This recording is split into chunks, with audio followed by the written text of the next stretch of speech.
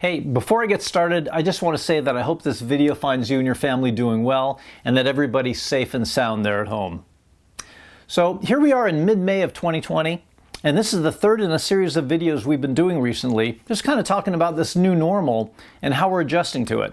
And from the looks of it, some of us are adjusting to it better or more comfortably than others. Admittedly, the videos we've been producing lately have been less about trichotillomania per se than how all of us are doing with this, what they're calling a new normal.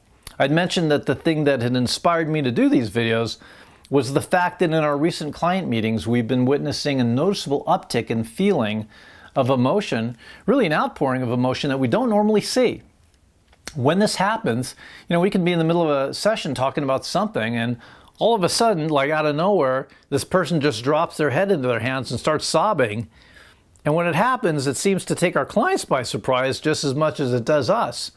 And you know what? A lot of these people are surprised and shocked to discover that they have indeed been apparently bottling up some feelings, and to find that, the first little opening that shows up and boom, it all spills out all over the place.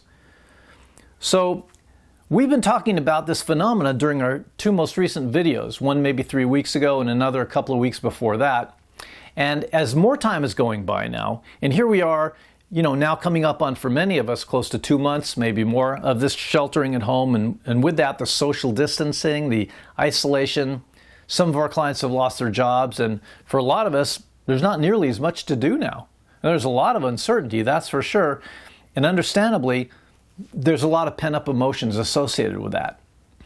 And I think I'm only now starting to better understand what's really at the core of these feelings. What's really going on with this upwelling of emotion? What's happening for these people, even unconsciously? Stay tuned. I'm going to tell you what I think is really going on here. So here we are, for most of us, maybe 2 months or more into this incredibly unusual, even I would say, unnatural way of living. Quarantined at home, very limited social activities, same environment day after day, same routine day after day, same old, same old. So the other day now, my wife and coaching partner, Glay, and I were working with a woman in her mid-30s who lives in Europe. We do this entirely remotely, by the way, by way of video conferencing. She's got a full-time job, working 5 or 6 days a week, often 10-hour days, maybe a 15-minute lunch break in there sometime. When she finally comes home, she's so exhausted from her long day, all she wants to do is eat something, take a shower, and go to bed, only to start it all over again tomorrow. It's 6 days a week for her. And this has been going on for weeks now. This woman's single, so she lives alone.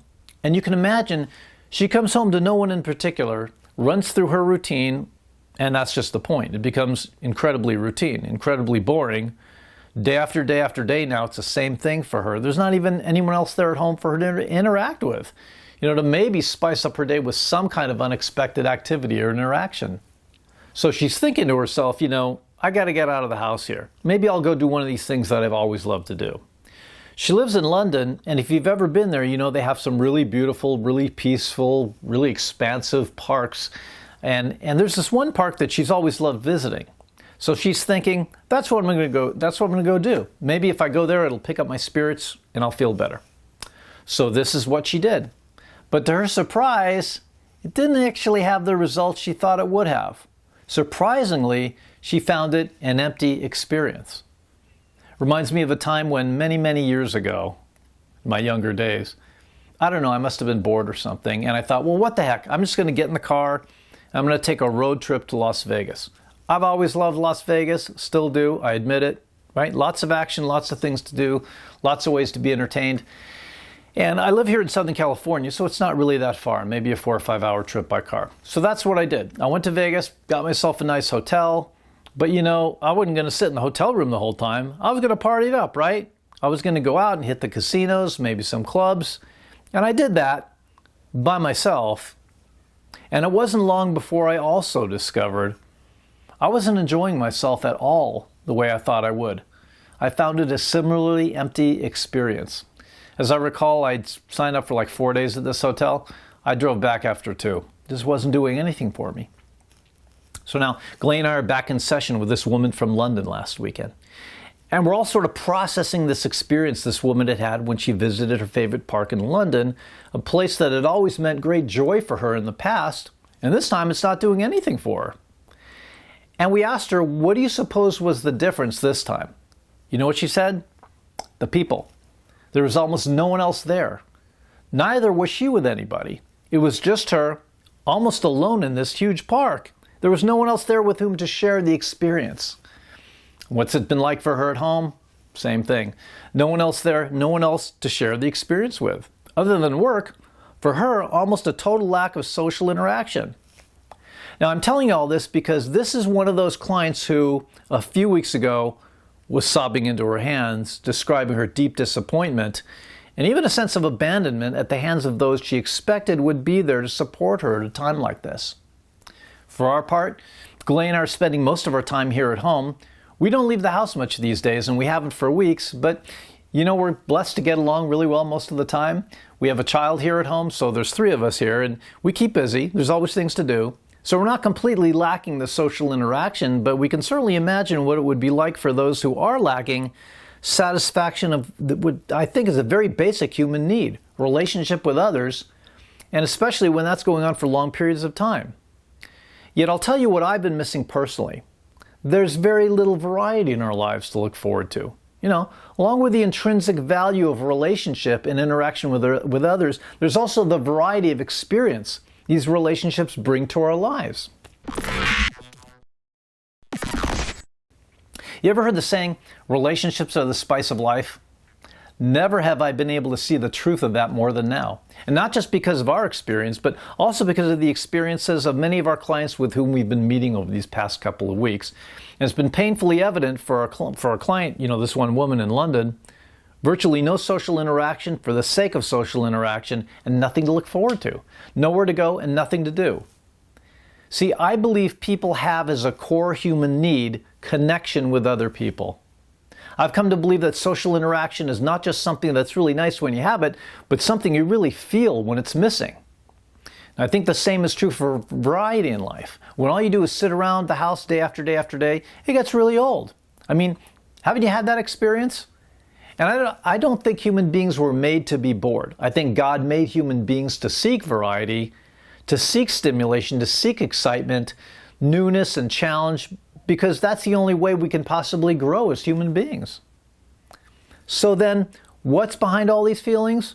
To sum it up, I think it all boils down to a massive sense of loss.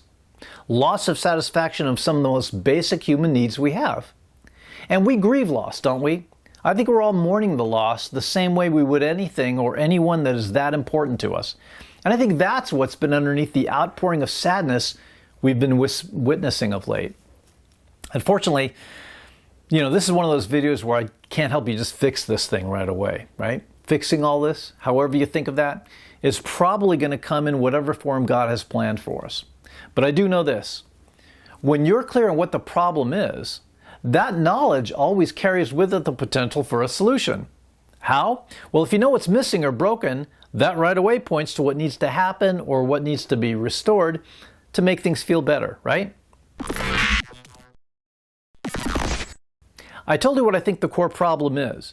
You may do some thinking about all this and decide it's something else for you personally. But if as you think about what I've shared with you here today, it makes some sense to you, it rings true for you, then the way you start to make all this better for yourself is to ask yourself how else you might be able to satisfy these 2 needs. Excitement, variety, challenge, stimulation, and hopefully social interaction as well. Given the circumstances, you may indeed need to get creative about this. For example, because we're all online now, we have this window to the outside world we didn't have 100 years ago when last time something like this happened. Pretty much anything you want, from ordering food to learning new skills to a new TV series you discover to a complete and fully acceptable education, is online now. There are support groups of every kind available online. There are online support groups for singles. There are Bible study groups. There are Bible study groups just for singles. Maybe you haven't seen your parents or your relatives in a while. Open up FaceTime or Skype or Zoom and spend some, well, FaceTime with them. My point is, you don't have to just sit back and take it. You don't have to spend your time pacing the floor wondering when all this is going to be over with. Take what you have right now, get curious, and do something wonderful with it. Will you think about all this? Will you let us know what you come up with? Share your ideas with us in the comments section below, okay? Maybe your idea will spark an idea in someone else. Talk about making a connection with others right now. What a wonderful way to touch the life of someone you don't even know yet. I hope you found this video helpful. If you did, please like and subscribe to our channel. We'd love to be able to notify you when we have new content and more helpful videos coming your way. And of course, feel free to share this video or this channel with anyone or any online groups you think would benefit from it. If you're watching this video at our Facebook community page, please leave a comment there as well. We'd love to meet and chat with you. In fact, if you have questions about trichotillomania or hair pulling in general and you're just not quite sure where to go for answers, please visit our website's questions and answers page at trick-free.com/qa.html. We do actually look through all the questions that come into us very carefully, just like we do all the comments and questions that show up here at our YouTube channel, and we do our best to answer as many of those questions in these very videos as possible. Again, please be sure to like and subscribe. We're here to entertain, inform, and most importantly, to empower you to begin thinking about all this and taking control of your hair pulling activities in ways you probably never thought possible before. And if you or a loved one have been struggling with hair pulling, trichotillomania, feel free to reach out to us. You can reach us at our website at www.trick-free.com. You can always write to us at relief@trick-free.com. And of course, always feel free to call us at any time of day or night, toll free at 833-TRICK-FREE. See, it even rhymes. Thank you again for watching. I hope you found this helpful. I'm Robert Mantell with the Trichotillomania Relief Specialist. Here's wishing you and your family a safe and secure trick-free week.